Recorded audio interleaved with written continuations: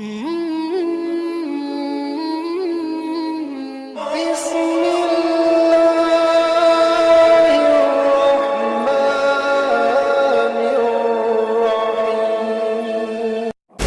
طریقت شیخ کامل آل نبی اولاد علی اولاد غوث اعظم سیدی مرشدی سرکار سید انس میاں صاحب قبلہ واسطی بالگرام شریف بدیگر علماء اہل سنن، السلام علیکم ورحمۃ اللہ تعالی وبرکاتہ۔ وعلیکم السلام۔ لک الحمد یا اللہ والصلاة علی رسول اللہ، اما بعد فاعوذ باللہ من الشیطان الرجیم، بسم اللہ الرحمن الرحیم۔ قال اللہ تبارک و تعالی فی القرآن المجید والفرقان الحمید، قل لا اسألكم علیہ اجرا الا المودۃ فی القربى، آمنت باللہ صدق اللہ العظیم وصدق رسولہ النبی الکریم الرؤوف الرحیم، ونحن علی ذلک لمن الشاہدین والشاکرین، والحمد للہ رب العالمین۔ چند باتیں اگر سننے کا من ہو تو سن لو یار، ورنہ ایسا کوئی معاملہ ہے نہیں کہ میں زبردستی آپ پہ تھوپا جا رہا ہوں۔ برداشت نہیں کر سکتے تو سلام پڑھ لیں، جو یہاں موجود ہیں وہ خاموش تو رہیں یار۔ چند باتیں میں کوشش کروں گا کہ آپ تک پہنچاؤں۔ آپ نے مجھ سے قبل بہت اچھی نعتیں اور باتیں سماعت کی ہیں، اللہ تعالی ہم تمام کو اس پر عمل کرنے کی توفیق عطا فرمائے۔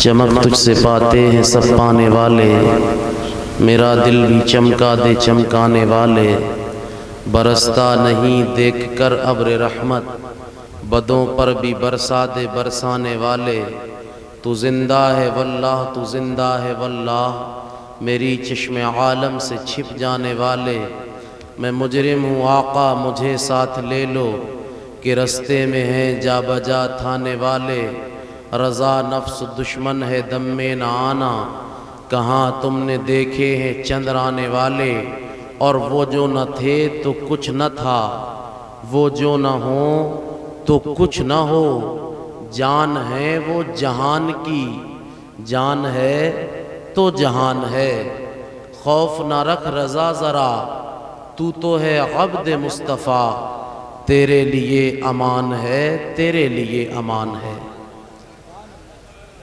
آئیے حضرات عقیدت اور محبت کے ساتھ بارگاہ نبی اور آل نبی میں جھوم کر کے اپنی غلامی کا ثبوت پیش کرتے ہوئے درود شریف پڑھ لیں۔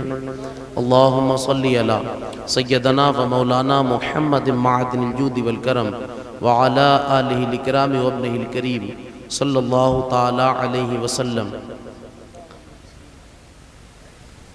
منبر ذکر پر عظیم اور نورانی شخصیت، ہم اگر ان کی تعریف و توصیف کرنا بھی چاہیں تو حق یہ ہے کہ ہم بیان نہیں کر سکتے، چونکہ ان کے تعلق سے مجدد اعظم عالم نے ہمیں بتایا، یا رسول اللہ تیری نسل پاک میں ہے بچہ بچہ نور کا، آقا تیری نسل پاک میں ہے بچہ بچہ نور کا، تو ہے عین نور تیرا سب گھرانہ نور کا۔ بے شک سبحان اللہ۔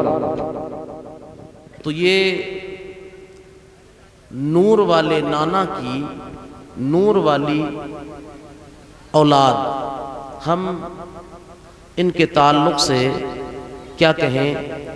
بس بات یہ ہے کہ جو جس کا ہوتا ہے وہ اس کی تعریف کرتا ہے، اور ہمیں یقین ہے انشاءاللہ کہ آج ہم یہاں ان کا ذکر کریں گے تو انشاءاللہ بروز قیامت ان کے دامن میں چھپ کر کے آقا دو عالم صلی اللہ تعالی علیہ وسلم کی عطا سے جنت میں جائیں گے انشاءاللہ۔ میں نے جو آیت کریمہ پڑھی ہے اس حوالے سے چند باتیں میں عرض کروں گا، اور آیہ مبارکہ میں نے اس بزم کی مناسبت سے اور اولاد رسول کی آمد ہوئی اس مناسبت سے پڑھی ہے۔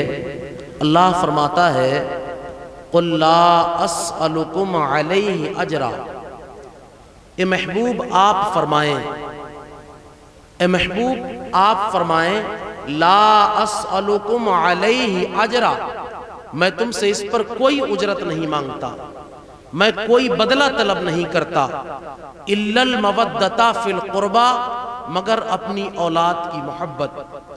اب آپ ذرا غور فرمائیں، آخر نبی کونین صلی اللہ تعالی علیہ وسلم ہم سے کس بات پر بدلہ نہیں مانگتے؟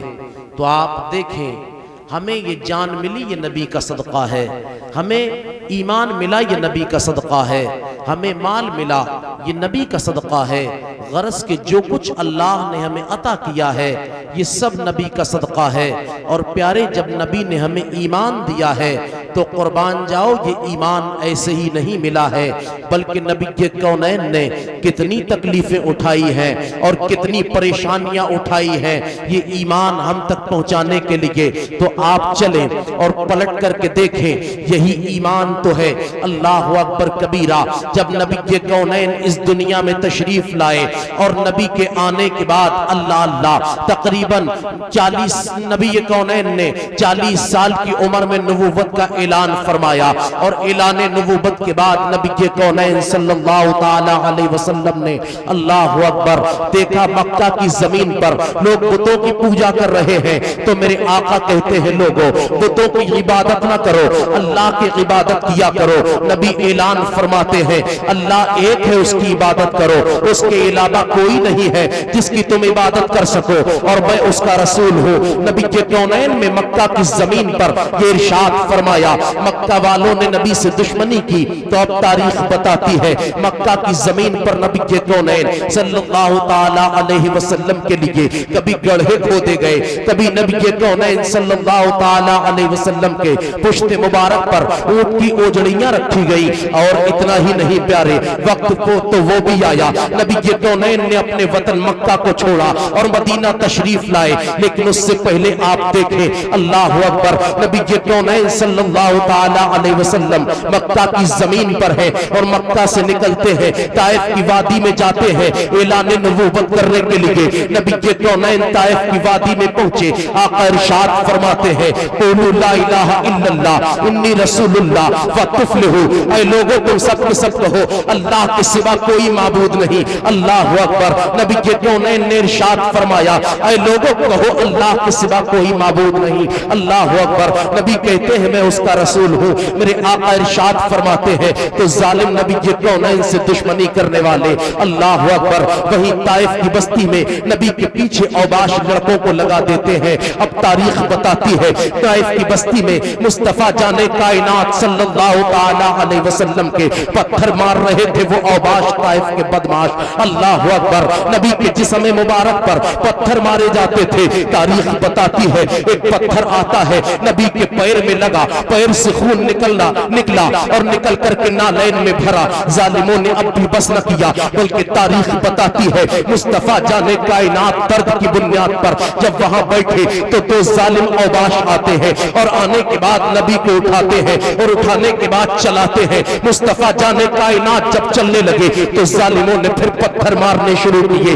تاریخ بتاتی ہے نبی کے کونین جب ایک قدم اٹھاتے تھے تو ظالم دوسرے پر پتھر مارتے تھے، جب مصطفیٰ دوسرا اٹھاتے تو یہ ظالم پہلے پر پتھر مارتے تھے. اللہ اکبر. تاریخ بتاتی ہے اتنا ظلم کیا ظالموں نے, اتنا ستایا ظالموں نے, لیکن اللہ اکبر مصطفیٰ جان کائنات نے یہ طائف کا ظلم برداشت کیا, اور طائف کا ظلم برداشت کرنے کے بعد ہم غلاموں کو ایمان دیا ہے, ہم تک ایمان کی دولت آئی ہے. اتنا ہی نہیں, اگر آپ اور آگے بڑھیں گے تو نبی کونین نے یہ اسلام ہمیں دینے کے لیے اللہ اکبر کبھی جنگ بدر کی ہے, کبھی جنگ احد کی ہے. اللہ اکبر. اور آپ اور آگے بڑھ کر کے دیکھیں تو احد کے میدان پر مصطفیٰ جان کائنات صلی اللہ علیہ وسلم خود بھی پہنچے تھے, تو نبی کونین صلی اللہ تعالی علیہ وسلم کے جسم پاک پر اللہ اکبر بہت سارے زخم آئے تھے.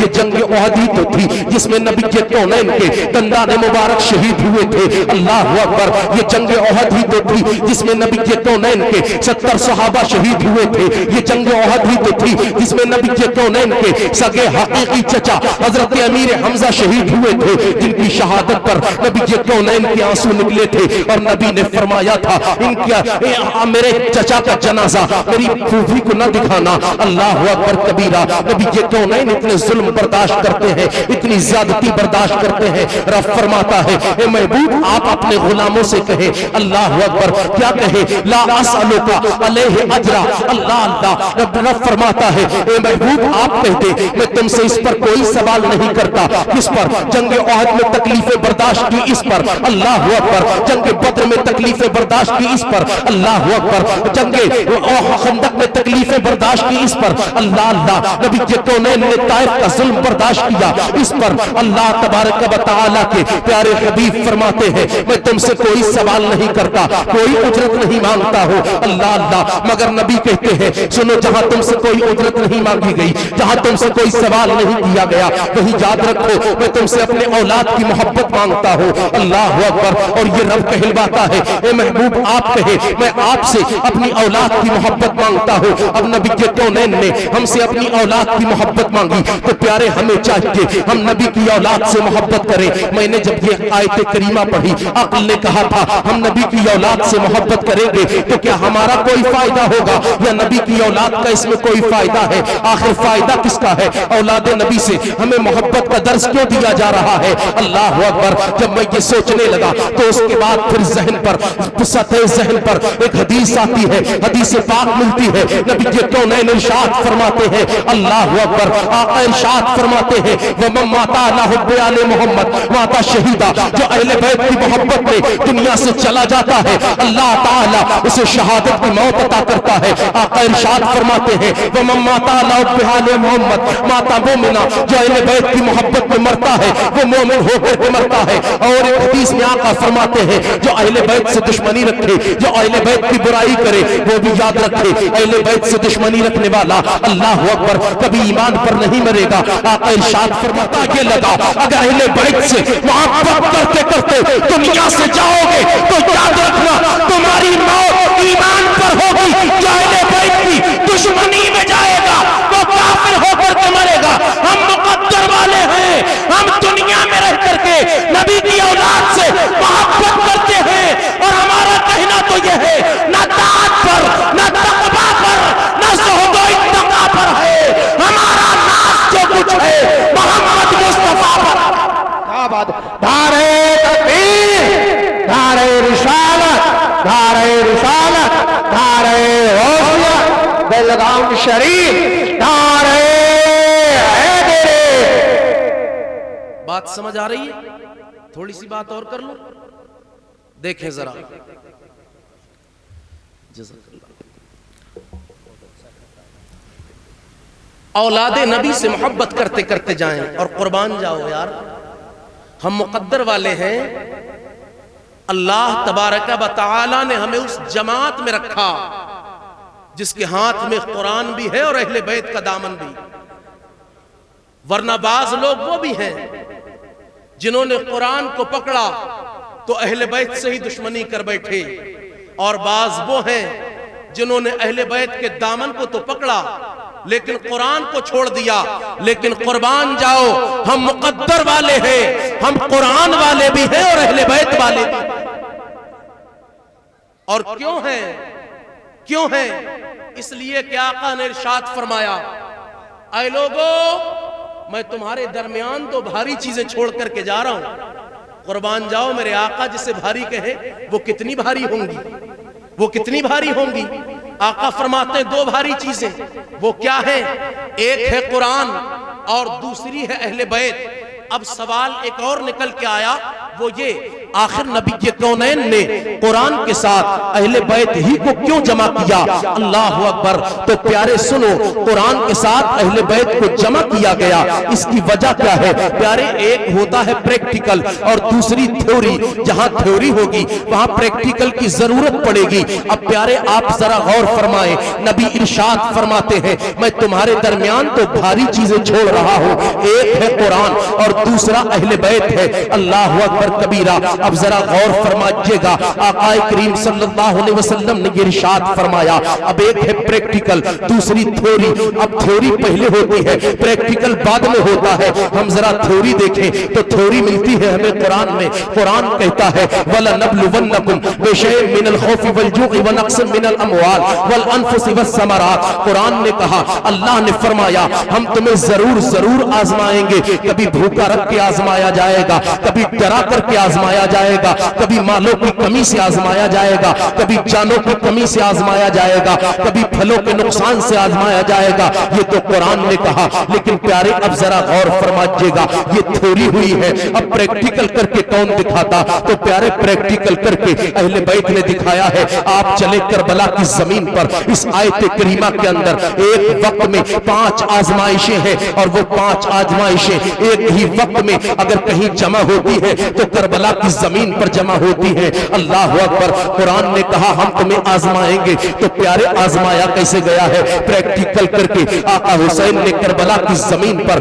ہمیں دکھا دیا ہے، کربلا کی زمین ہے۔ آقا حسین پاک کو کبھی ڈرا کر کے آزمایا جاتا ہے، کبھی بھوکا رکھ کے آزمایا جاتا ہے، اللہ اکبر، کبھی پیاسا رکھ کے آزمایا جاتا ہے، کبھی بچوں کے اور مال کے نقصان سے آزمایا جاتا ہے۔ 5 آزمائشیں ایک مقام پر کربلا میں جمع ہو جاتی ہے۔ اللہ اللہ، یہاں پر میں ایک بات اور عرض کرنا چاہتا ہوں، آپ ذرا غور فرمائیں۔ آج جب کسی کے بیٹے کا انتقال ہوتا ہے اور باپ بوڑھا ہو تو بوڑھا باپ جب بیٹے کا جنازہ لے کر کے چلتا ہے، اللہ اکبر، باپ کو چلا بھی نہیں جاتا ہے۔ بعض مقام اللہ اللہ بیٹے کو لے کر کے بعض مقام پر باپ کو لوگ پکڑ کر کے چلاتے ہیں، لیکن دیکھیے گا ذرا، بعض مقام پر باپ کو پکڑ کر کے لوگ قبرستان تک لے کر کے جاتے ہیں، لیکن کربلا کی زمین ہے، کربلا میں 22,000 کی تعداد لا کر کے آقا حسین کو ڈرانے کی کوشش کی۔ آقا حسین نہ ڈرے، کربلا کی زمین پر اللہ اکبر کبیرہ پانی بند کر کے ڈرانے کی کوشش کی۔ آقا حسین نہ ڈرے، اللہ اکبر کبیرہ، آقا حسین کے خیمے کے اندر ایک دانہ تک ناچ کا نہ رہا، آقا حسین کو ڈرانے کی کوشش کی۔ آقا حسین نہ ڈرے، اللہ اکبر کبیرہ۔ ابھی آپ ذرا غور فرمائیے گا، اسی کربلا کی زمین پر جب جان کا نقصان ہوا ہے تو تاریخ بتاتی ہے، اللہ اکبر، کربلا کی زمین پر اللہ اللہ آقا حسین کا جوان بیٹا شہید ہوتا ہے، آقا حسین کا بھتیجا شہید ہوتا ہے، آقا حسین کے بھائی شہید ہوتے ہیں، لیکن قربان جاؤ یہ کربلا کی زمین ہے، اور کربلا کی زمین پر ایک ایک کر کے تمام شہید ہوتے جاتے ہیں۔ آقا حسین تمام کے لاشیں اٹھاتے جاتے ہیں اور پیغام دیتے جاتے ہیں، حسین کبھی پریشان نہیں ہے، بلکہ نہ کل ڈرا حسین، نہ آج ڈرا حسین، کل بھی کامیاب تھا حسین، آج بھی کامیاب ہے حسین۔ اور سن لو، حسین ہی تو وہ ہے جس نے 5 آزمائشوں میں اللہ اکبر کبیرہ امتحان دے کر کے اپنے آپ کو کامیاب کر لیا۔ نعرہ تکبیر، نعرہ رسالت، عظمت صحابہ اکرام، فیضان اولیاء اکرام، فیضان شہدائے کرب و بلا، فیضان برگلاؤ شریف، علامہ مولانا اب دیکھیں ذرا خالد صاحب قبلہ، علامہ انس میاں صاحب قبلہ، نعرہ تکبیر، نعرہ رسالت۔ دیکھیں ذرا، ڈرانے کی کوشش آقا حسین نہ ڈرے، بہت اچھا موضوع ہے۔ آقا حسین نہ ڈرے، اور آقا حسین نے کربلا میں اپنی شہادت کے بعد قرآن عظیم کی تلاوت کر کے یہ ذہن دے دیا کہ نانا نے کہا تھا اہل بیت اور قرآن دونوں کو مضبوطی سے پکڑنا، تم گمراہ نہیں ہوگے۔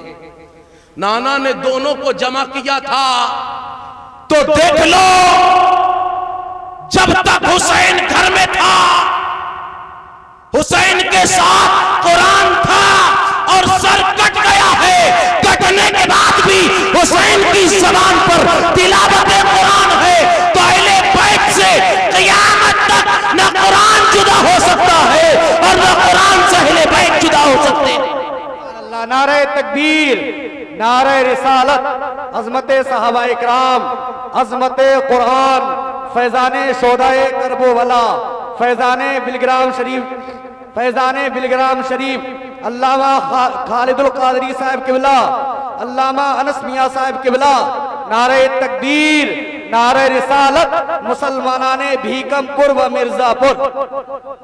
اب دیکھیں ذرا آپ، یہ قرآن اہل بیت سے جدا نہیں، کربلا میں بھی جدا نہیں، اور کربلا سے آگے بڑھ جائیں تو امام زین العابدین کے ساتھ قرآن، امام جعفر کے ساتھ قرآن، امام باقر کے ساتھ قرآن، امام حسن مصنع کے ساتھ قرآن، تمام سادات کے ساتھ قرآن، اور یہ سلسلہ بڑھتے بڑھتے سرکار غوث اعظم تک۔ تو قربان جاؤ، آقا حسین سے بھی، آقا غوث اعظم سے بھی قرآن جدا نہیں۔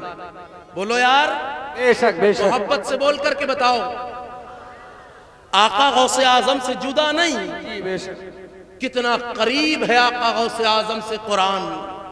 تو دیکھو، بغداد کی زمین ہے، بغداد کی زمین، آقا غوث اعظم بغداد میں ایک دن نہیں، 2 دن نہیں، 4 6 8 دن یا 1 آدھ سال نہیں، تقریباً 10 یا 12 سال تک مسلسل سرکار غوث اعظم نے پوری رات تلاوت قرآن کی ہے، اور تلاوت قرآن کر کے بتا دیا، نہ میرے اجداد سے قرآن جدا ہو سکا، نہ مجھ سے جدا ہو سکا، اور یاد رکھنا قیامت تک آنے والے سجدوں سے یہ قرآن جدا نہیں ہوگا۔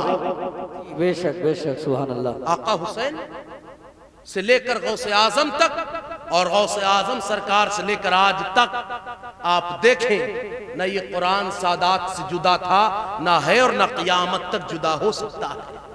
لیکن وہ سرکار غوث اعظم ہیں، وہ ساری رات قرآن پڑھیں، اور ہم بھی غوث اعظم سرکار کے غلام ہیں۔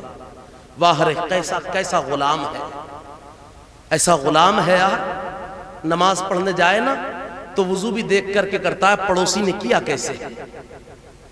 ایک تو جمعہ کے علاوہ کبھی جاتے ہی نہیں، جمعہ کو جائیں تو بس دیکھ کر کے کرتے ہیں، وضو کرتا کیسے ہے پڑوسی، نماز پڑھتا کیسے ہے پڑوسی۔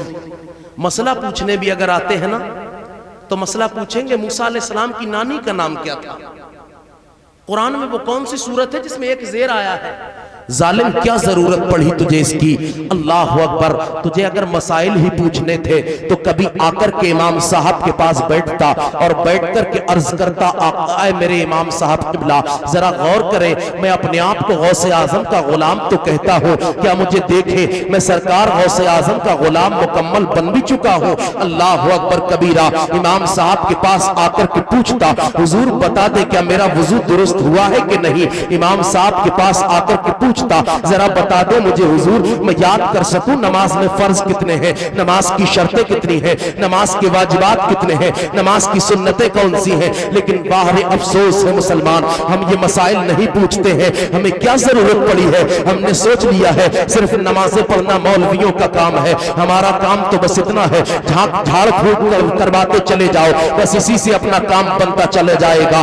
اللہ اکبر کبیرہ، آج یہ کیفیت ہو گئی قوم مسلم کی۔ اللہ اکبر، اسے نماز پر تو بھروسہ نہیں، اللہ اسے قرآن پر تو بھروسہ نہیں، لیکن کسی بھی گلی کے میاں پر بھروسہ ہو جاتا ہے۔ اللہ اکبر، آج کل ایسے میاں بھی چل رہے ہیں جو اپنے ہاتھوں میں 5 انگوٹھیاں پہن کر کے آتے ہیں، اور ہم انہیں لا کر کے عزت کے ساتھ بیٹھاتے ہیں، اپنے گھر میں تکریم کے ساتھ بیٹھاتے ہیں۔ بے غیرتی کا عالم یہ ہے، ہمارے گھر کی عورتوں کے بیچ میاں بیٹھا کرتا ہے، اللہ اکبر، اور ہمارے گھر کی عورتیں اس میاں کے ہاتھ اور پیر دبا آیا کرتی ہیں اور وہ میاں اپنے آپ کو طریقت والا کہتا ہے، وہ کہتا ہے ہمیں شریعت سے کوئی لینا دینا نہیں، ہم تو طریقت والے ہیں۔ ظالم تو طریقت والا ہے، اگر طریقت والا دیکھنا ہے تو سب سے بڑا طریقت والا میرا غوث ہے، اللہ اکبر۔ طریقت والا دیکھنا ہے تو بغداد کی زمین پر چل اور سرکار غوث اعظم کو دیکھ لے، یہ طریقت والے ہیں، لیکن طریقت والے ہونے سے پہلے غوث اعظم شریعت والے ہیں۔ اور ایک بات یاد رکھنا، جو طریقت والا ہونے کا دعویٰ کرے اور شریعت کا انکار کرے وہ ظالم کبھی طریقت والا نہیں ہو سکتا، وہ شیطان والا ہے۔ طریقت والا کبھی شریعت کی مخالفت نہیں کرتا ہے، بلکہ طریقت والا ہوتا ہی وہی ہے جو شریعت پر عمل کرتا ہے پابندی کے ساتھ، اور جو شریعت کو چھوڑ دے وہ ظالم کبھی طریقت والا نہیں ہو سکتا۔